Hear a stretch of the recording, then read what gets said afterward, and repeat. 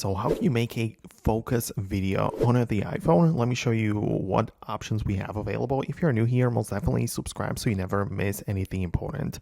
So a lot of people, when they look it up, probably mean the mode when you capture a video and the subject gets focused on, but the background is sort of blurry. It creates nice effect, and it is part of the built-in camera app, so we don't even have to download anything else.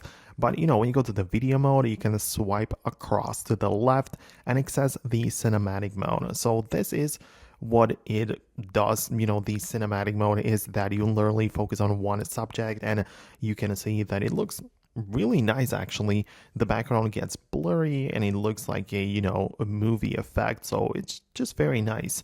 Keep in mind that you can also change it or adjust it later in the photos. You can go to the Photos app, browse your cinematic videos, and there you can also adjust how blurry the background gets, like that. So you can adjust the aperture, or you can also change the focus later. So if the subject doesn't get focused on properly, but let's say that it's accidentally focused on the background, then you can change it later in the Photos app and adjust it if you wanted to. So I guess it's really nice. And I mean, I've been using this feature for a long time for my personal videos, and yeah, it takes more storage and it's kind of harder to capture sometimes, but it really looks nicer though, right? So you should definitely give it a try if you haven't yet.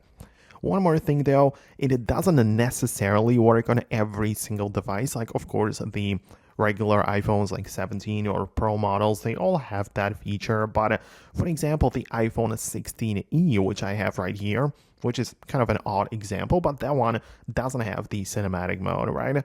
And even the iPhone 17 or iPhone Air, right, the 17 Air, doesn't have that cinematic feature either, right? So it's not like on every single iPhone, but usually it is on most devices. So let me know in the comments below if you managed to make it work.